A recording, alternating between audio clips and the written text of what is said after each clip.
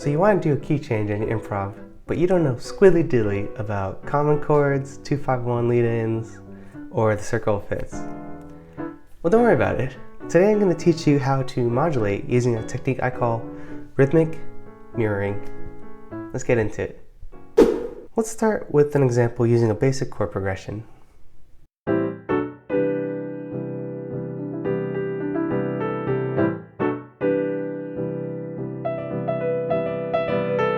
And now let's key change.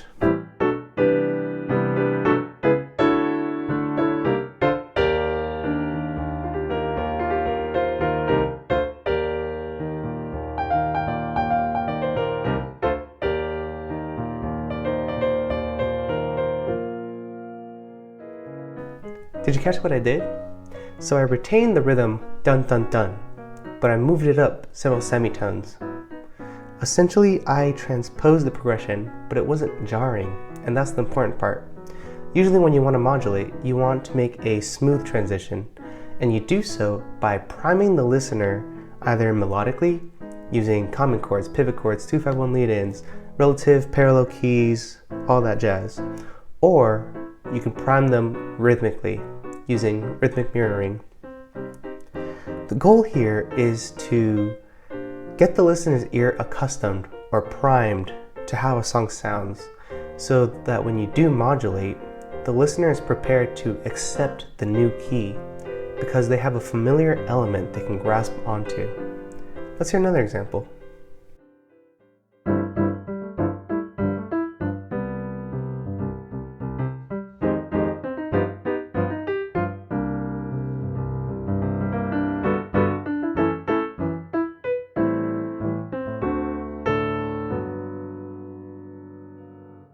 Now, rhythmic mirroring is not the same thing as transposing, though you can do them both at the same time like I did with the first example.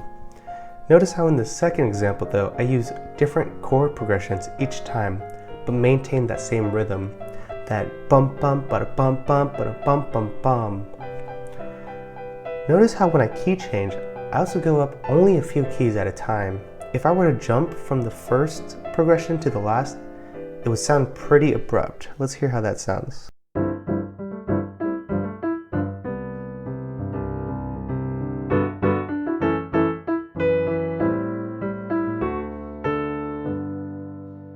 Now it still works, but it sounds smoother when you go up or down the keyboard gradually, stepwise, as opposed to just jumping into the next key in one big leap. Now, rhythmic mirroring can also work with small chunks like 1, 2, or 3 chords. Check this out.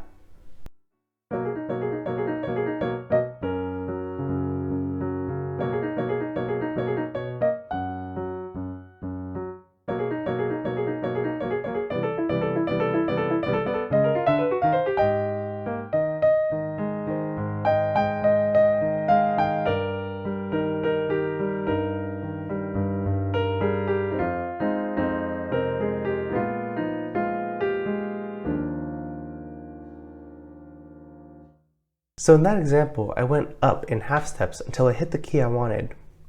Let's hear one more example where we modulate down the keyboard.